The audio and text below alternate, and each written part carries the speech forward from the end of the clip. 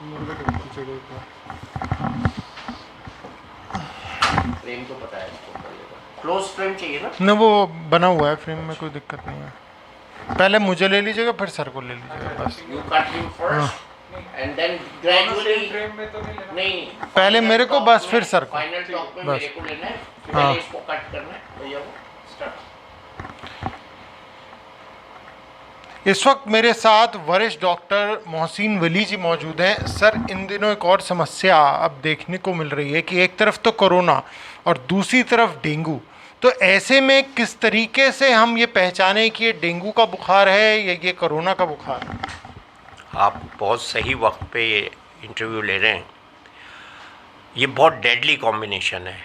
हम लोग बचपन में कहते थे ना, एक तो करेला और नीम चढ़ा, तो ये ऐसा ही कॉम्बिनेशन है। भयावह भयावह कहना चाहिए इसको, डेडली से भी ज़्यादा डेडली है, सुपर डेडली है। क्योंकि हम जो कोरोना में देख रहे हैं, ब्लीडिंग के केसेस देख रहे हैं, क्लॉटिंग एंड ब्लीडिंग बोथ। और डेंगू में प्लेटलेट्स फॉल करती हैं, तो जब डेंगू में प्लेटलेट फॉल करती हैं तो ब्लीडिंग के चांसेस और ज़्यादा 10 गुना बढ़ जाते हैं। अच्छा, दोनों में बुखार होता है। अब आपने पूछा फ़र्क कैसे करते हैं। डेंगू में क्या होता है, एकदम से आता है बुखार। कोरोना में खांसी आएगी, गला ख़राब रहेगा, जैसे गले में किचकिच विक्स के विज्ञापन पे आती है, किचकिच दूर करो, वो वाला किचकिच वाला काम नहीं होता। डेंगू में एकदम से बुखार आता है, कंबल ज़रूरत पड़ जाएगी। ऐसी भयावह गर्मी में कंबल की ज़रूरत अगर पड़े किसी को। अभी मेरे पास इसी हफ्ते में 2 पेशेंट आए, दोनों कंबल उड़े। तो कंबल उड़ेगा, मरीज़ पहले बिल्कुल ठीक होगा, एकदम उसका बदन टूट जाएगा, किसी दर्द की दवाई से, किसी बुखार की दवाई से बुखार नहीं उतरेगा। और उसको जब ब्लड टेस्ट करते हैं हम सिंपली, तो प्लेटलेट कम होने लगेंगे। 5वें दिन सबसे कम होते हैं। शुरू में करेंगे तो शायद नॉर्मल से थोड़ा कम आएंगे, फिर दूसरे दिन अगर कम होते रहे, तीसरे दिन और कम हुए, चौथे दिन और कम हुए, और 5वें दिन सबसे कम हो गए, तो ये पक्का डेंगू हो गया। फिर डेंगू का टेस्ट बहुत आसान है, एंटीजन टेस्ट हो जाता है। लेकिन सबसे इम्पोर्टेंट हिस्ट्री है। हम मरीज़ को बिठा के उससे पूछें कि आपको बदन में टूटन हुई, बुखार आया, उसके साथ आपको मसल्स में पेन हुआ, जाड़ा लगा, आपको ऐसा लगा कि बहुत तेज़ मुझे सर्दी लग रही है, कंबल ओढ़ने की ज़रूरत है, तो ये पक्का डेंगू है या मलेरिया है। तो मलेरिया का भी कॉम्बिनेशन आएगा अभी। देखिए, मलेरिया भी आएगा, डेंगू भी आएगा, चिकनगुनिया भी आएगा, अभी सब आएंगे। ये सब कॉमन डिनोमिनेटर्स है इसका, मच्छर। और हमको अभी अपने घर की सफाई करनी है, कोने साफ़ करने हैं, कूड़ा साफ़ करना है, पानी साफ़ करना है, क्योंकि डेंगू का मच्छर दिन में काटता है। दिन में अपने घर को वेल लेट रखना है और पूरे कपड़े पहनने। लेकिन समस्या एक और यहाँ भी सर ये आ रही है कि जो लोग बीमार पड़ रहे हैं वो डर के मारे अस्पताल नहीं जा रहे कि कहीं उन्हें कोरोना ना हो जाए, और डेंगू से और भी ज़्यादा खतरा उनके जीवन को बन रहा है। ये डर जो है ना, ये कुछ हम लोगों की वजह से भी है। अच्छे डॉक्टर भी घर में घुस के बैठ गए डर के मारे, तो डॉक्टर भी अवेलेबल नहीं है। हॉस्पिटल में डर ये है कि बेड नहीं मिलेगा, या हॉस्पिटल में जाएंगे तो कोरोना हो जाएगा। तो मैं उन लोगों से ये कह रहा हूँ, डरिए नहीं, मास्क लगाइए। मास्क जो है ये वो पर्दा है जिससे हम डेंगू से भी और कोरोना से भी अपनी हिफाजत कर सकते हैं। कोई भी वायरस नहीं आएगा। मैंने आज 4 मास्क लगाए हुए, 1 2 3 4। मैं मास्क से ही अपनी रक्षा कर रहा हूँ, क्योंकि यही एक शील्ड है, ये एक ढाल है कोरोना से बचने के लिए।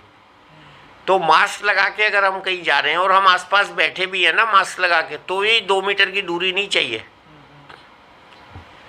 हमको दोनों को मास्क लगाना है। अब देखिए, आपने वीडियो देखा होगा बम्बई की लोकल ट्रेन का, मेरे पास बेस्ट का वीडियो भेजा किसी ने, खूब भरे हुए लोग स्टैंडिंग में भी हैं।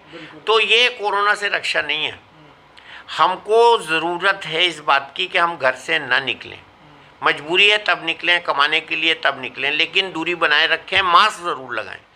इस समय की जो सबसे बड़ी रिक्वायरमेंट है, आज की नहीं, आने वाले 2 साल तक रिक्वायरमेंट है, मास्क लगाएंगे। मैंने तो कई साल पहले भी, जो ये लोग कोरिया के, जापान के आते थे, इवन इंडोनेशिया के आते थे, 5 स्टार होटल्स में देखता था वो हाइजीन के लिए मास्क लगाते हैं। अच्छा, अभी एक और इसमें इशू बढ़ने जा रहा है, पोल्यूशन का। तो पोल्यूशन कोरोना डेंगू। क्योंकि अब पराली हाँ, जलाने का जल जो रही। जलने का सिलसिला शुरू हो जाएगा पंजाब और हरियाणा में, तो ऐसे में एक तरफ प्रदूषण बढ़ेगा, सांस लेने की दिक्कत होगी, फिर कोरोना साथ में डेंगू मलेरिया, तो बहुत ही डेडली कॉम्बो हो जाएगा। कॉम्बो क्या है, तो क्वाड्रिपल हो जाएगा। चारों चीज़ों का आपने गिनाई है, जो एक पराली हो गई, एक कोरोना हो गया, एक पोल्यूशन हो गया, एक डेंगू हो गया, तो ये तो क्वाड्रिपल हो गया, मतलब 4 गुना खतरा बढ़ गया। और ये पराली की ऑलरेडी न्यूज़ आ गई है, जलना शुरू हो गई है।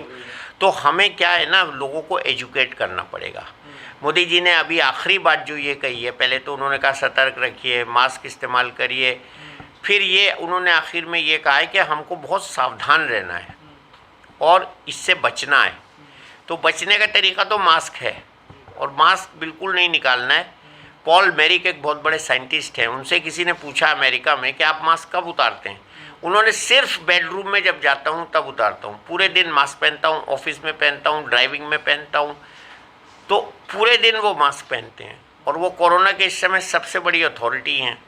उनका ये कहना है कि अगर हम मास्क पहनेंगे तो वायरस बाहर नहीं जाएगा, ना वायरस अंदर आएगा। और अगर हम मास्क नहीं पहनेंगे तो बोलेंगे भी नहीं, चिल्लाएंगे भी नहीं, एक्सरसाइज भी नहीं करेंगे, सिर्फ सांस लेंगे, तो खाली सांस लेने से हम वायरस को छोड़ रहे होंगे हवा में। Zillions of virus, he has used the term, we will be living zillions of virus in the air. और इसीलिए फैल रहा है।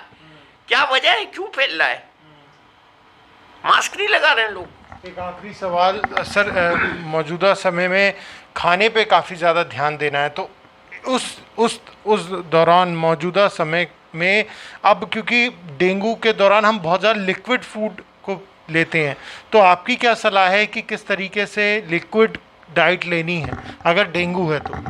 देखिए, डेंगू से बचने के लिए सबसे बड़ा खाना है मच्छरदानी में लेटना, और उसके बाद आप लिक्विड्स लीजिए। और इसमें कोरोना में हम लिक्विड रेस्ट्रिक्ट नहीं करते जब तक के पेशेंट आईसीयू में लंग कंजेशन में नहीं होता है, तब हम लिक्विड रेस्ट्रिक्ट करते हैं। और मैं तो बल्कि पेशाब लाने वाली दवाई भी दे रहा हूँ ताकि लंग को ड्राई कर सकूँ।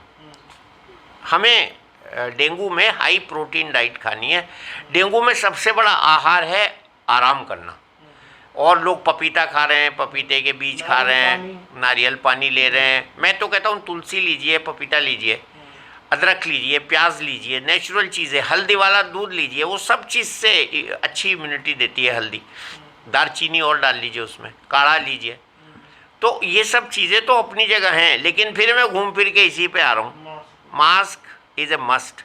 मास्क ही हमारी हिफाजत है, मास्क ही कवच है कोरोना से बचने। आपसे बात करने के बहुत बहुत शुक्रिया। तो ये थे डॉक्टर एम वली, जिन्होंने बताया कि कितनी ज़्यादा एहतियात बरतने की ज़रूरत है और क्या सावधानियां हैं जिन्हें बरतना ना सिर्फ आज के लिए बल्कि आने वाले काफ़ी समय तक के लिए बेहद आवश्यक होगा। दिल्ली से प्रणय शर्मा की रिपोर्ट।